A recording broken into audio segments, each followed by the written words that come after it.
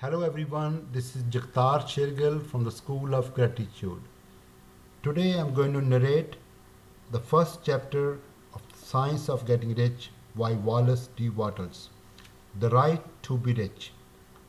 Whatever may be said in praise of poverty, the fact remains that it is not possible to live a really complete or successful life unless one is rich.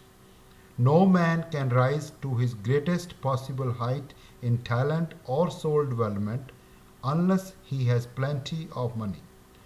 For to unfold the soul and to develop talent, he must have many things to use, and he cannot have these things unless he has money to buy them with. A man develops in mind, soul, and body by making use of things, and society is so organized that man must have money in order to become the possessor of things. Therefore, the basis of all development for man must be the science of getting rich. The subject of all life is development, and everything that lives has an inalienable right to all the development it is capable of attaining. Man's right to life means his right to have the free and unrestricted use of all the things which may be necessary to his fullest mental, spiritual, and physical unfoldment, or in other words, his right to be rich. In this book, I shall not speak of riches in a figurative way. To be really rich does not mean to be satisfied or contented with the little. No man ought to be satisfied with the little if he is capable of using and enjoying more. The purpose of nature is the advancement and unfoldment of life, and every man should have all that can contribute to the power, elegance, and beauty and richness of life. To be content with less is sinful. The man who owns all he wants for the living of all the life he is capable of living is rich, and no man who has not plenty of money cannot have all he wants. Life has advanced so far and become so complex that even the most ordinary man or woman requires a great amount of wealth in order to live in a manner that even approaches completeness. Every person naturally wants to become all that they are capable of becoming. This desire to realize innate possibilities is inherent in human nature. We cannot help wanting to be all that we can be.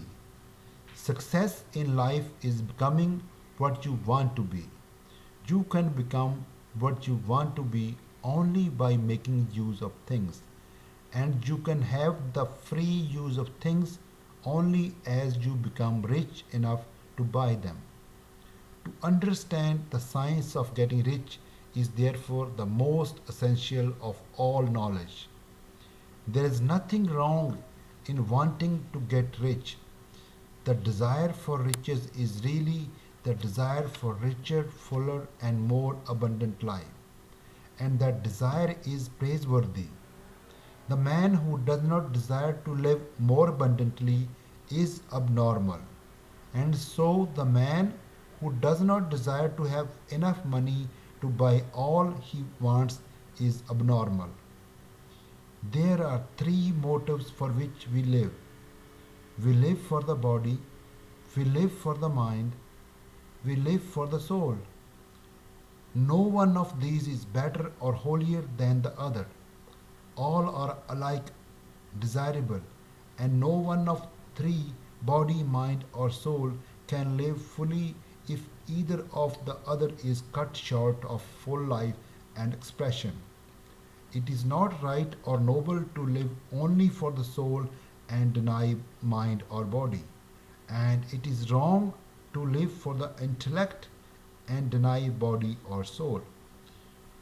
We are all acquainted with the loathsome consequences of living for the body and denying both mind and soul. And we see that real life means the complete expression of all that man can give forth through body, mind, and soul. Whatever he can say, no man can be really happy or satisfied unless his body is living fully in every function, and unless the same is true of his mind and his soul.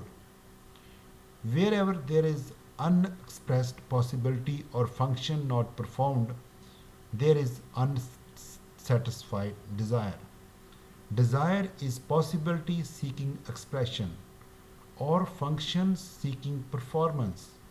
Man cannot live fully in body without good food, comfortable clothing, and warm shelter, and without freedom from excessive toil. Rest and recreation are also necessary to his physical life. He cannot live fully in mind without books and time to study them, without opportunity for travel and observation, or without intellectual companionship. To live fully in mind, he must have intellectual recreations and must surround himself with all the objects of art and beauty he is capable of using and appreciating. To live fully in soul, man must have love, and love is denied expression by poverty. A man's highest happiness is found in the bestowal of benefits on those he loves. Love finds its most natural and spontaneous expression in giving. The man who has nothing to give cannot fill his place as a husband or father, as a citizen, or as a man. It is in the use of material things that man finds full life for his body, development, his mind, and unfolds his soul. It is therefore of supreme importance to him that he should be rich. It is perfectly right that you should desire to be rich. If you are a normal man or woman, you cannot help doing so. It is perfectly right that you should give your best attention to the science of getting rich, for it is the noblest and most necessary of all studies. If you neglect this study, you are derelict in your duty to yourself, to God, and humanity. For you can render to God and humanity no greater service than to make the most of yourself. End of chapter 1. Please subscribe to my channel. In the next video, I will narrate chapter 2 from the science of getting rich. Thank you very much for listening, and goodbye.